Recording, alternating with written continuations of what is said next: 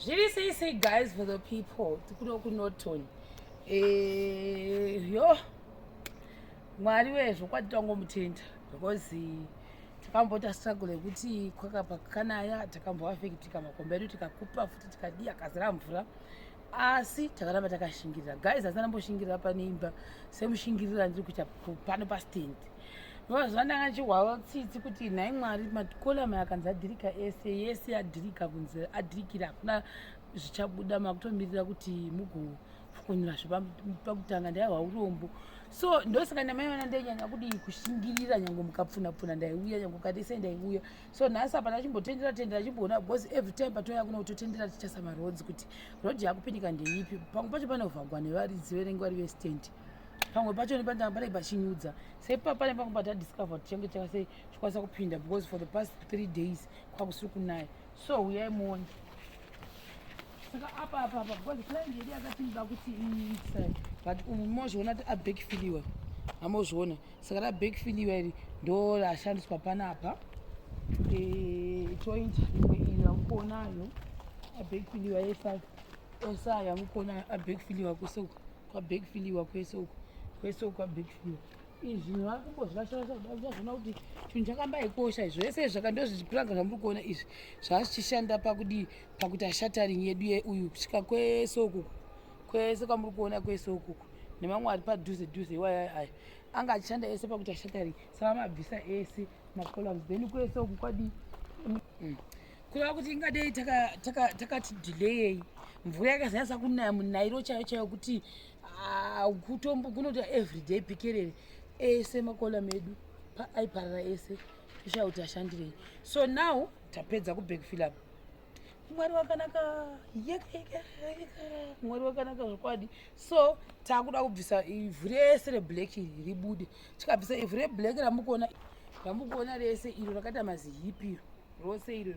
vakutrenja pachaenda mabhims so nachiudza kuti vanhu vekustiu vavai ndachivaudza nhasi kuti mangwana tokumira simbi dzedu dzigara dziri paground at least dzikagara dziri paground tinenge tahwina pakuti mvura ikanzi mangwana manheru inenge yatanga kunaya isine tahwina because simbi dzedu dzichapinda mumabhims dzinenge dzavape mangwana tikakwanisa semendi yedu tonge da kuti ivati iri pano amozviona tovatazva kuti nyange ikati naye asi tikakutrenja pamabhims pedu tine tahwina takutorora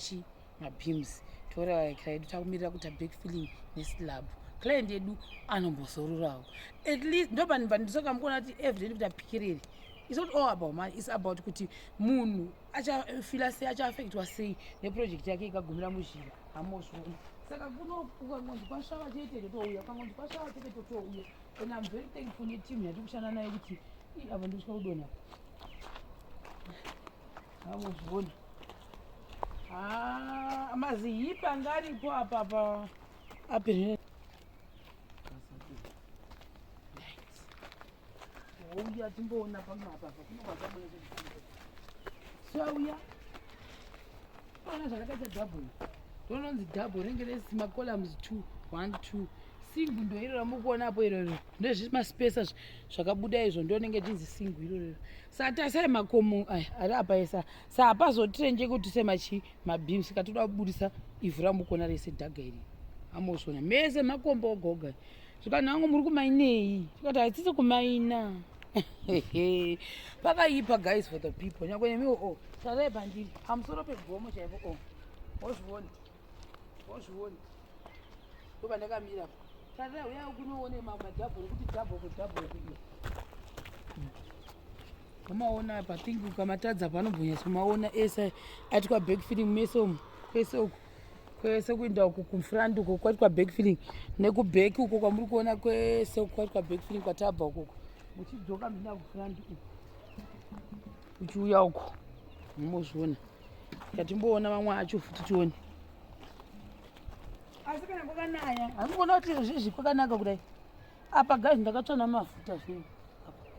vasingazi kuti mafuta anorwadza vanhu vamwari ndakarwadziwa 2 weeks pachivhutira naimwe ndoti vanhu vakati usapfeka bhutsi ndosomukuona mazuva ndombopfeka futi maslipasi usapfeka mabhutsi dzakavharika paome ndopa pakazitanga kuoma ndakarwadziwa kutohwa musoro unogaririra nechironda ichocho rimwe ramukona resimbi pasaidi pacho pane dhabhu amozviona iyi ndo dhabhu mozviona apa masingo oya uko saka dai takangoti delay futi mazikomba daramba ichizomuvha amapaona oya kusaidi kunopa saka ndo zviripo izvi guys for the people tikunamata mangwana kusatombonaya zvako toya nesimende simbi dzoya pano tozvati hawini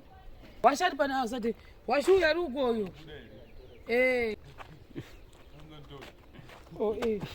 vaudzei basa rangatwa sako pano uone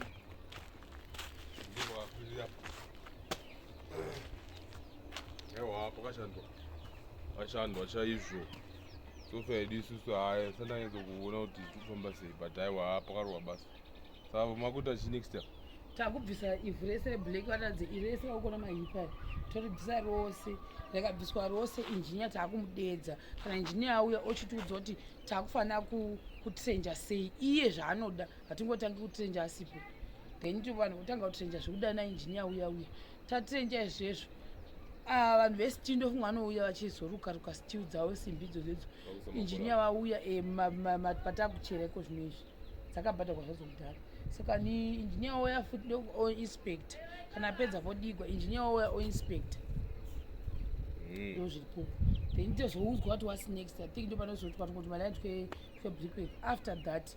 backfilling ndo yakutanga manje pano calculation yakaiswa panapa ka musi wekutanga wandakaiona kuchinzi pandiwa 17 loads dzefila yemukona dzvukiwa ndakavhunda but ndakuta zvava zvogona kudaro because pazvapo zvitutu zvazviripoka zvadhinguka tichingoisa mumakomba chete 8